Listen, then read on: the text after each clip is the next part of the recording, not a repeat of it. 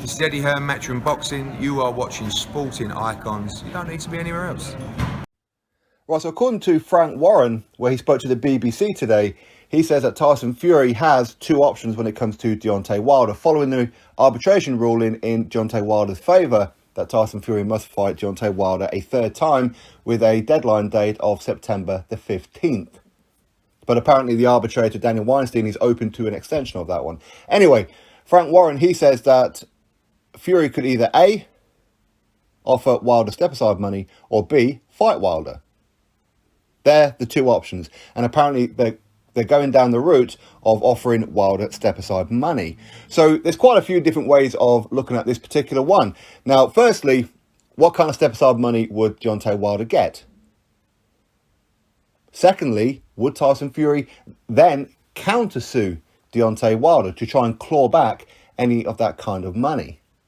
Counter-suing for defamation of character. Because it's not like ever since Tyson Fury beat the living crap out of him that Wilder has been humble. No, not at all. He hasn't just accused Tyson Fury of not being a very good boxer, or it's a case of Tyson Fury is a hype job or anything like that. Not at all. He's gone for personal things where he's accused Tyson Fury of criminal activity.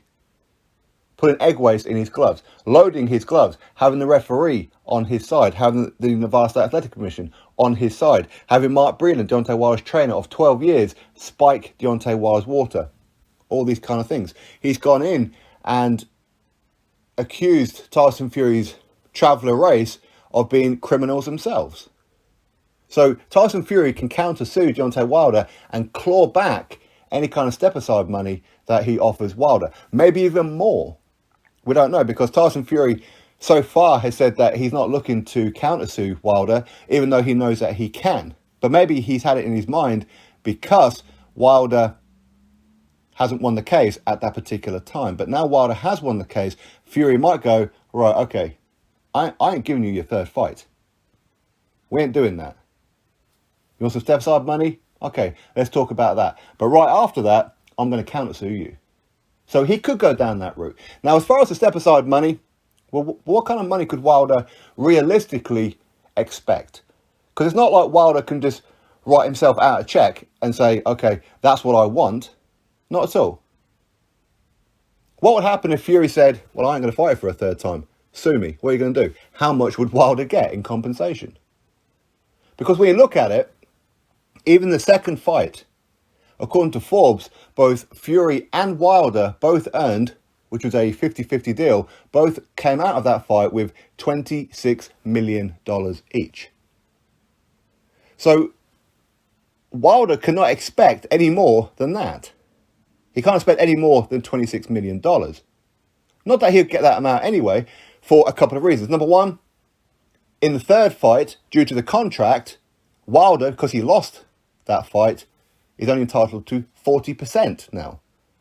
Fury's entitled to 60% of the purse. That's in the contract. So, just that bit alone would tell you that Wilder would probably get less. On top of the third fight, people are not interested in. For the most part, people are not really interested in a third fight. So therefore, the money generated won't be anywhere near as much as the second fight generated. So how much money is Wilder really expecting?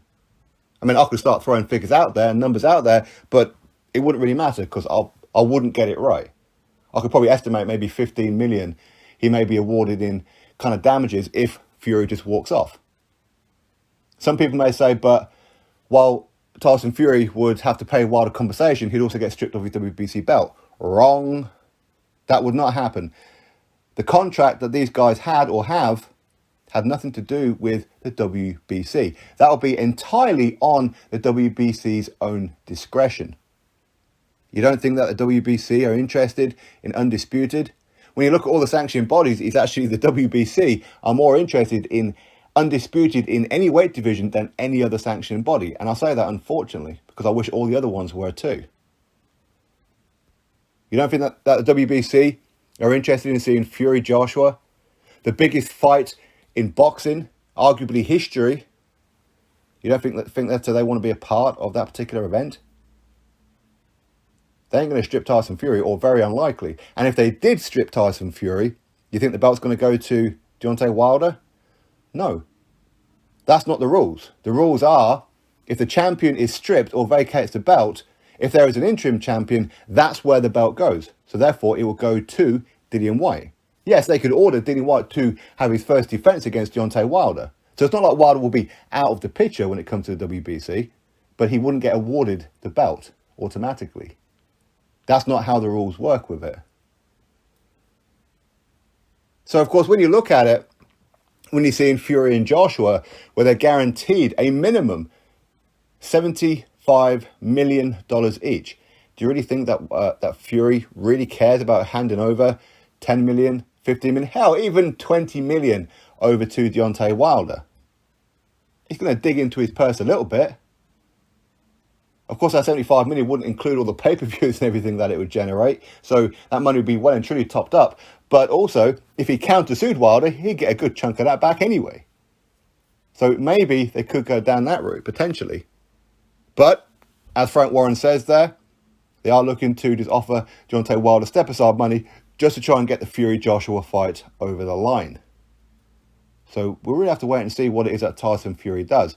If Tyson Fury just lays down and goes, okay, fine, we're fighting him, for me, that's a bit of a ruse.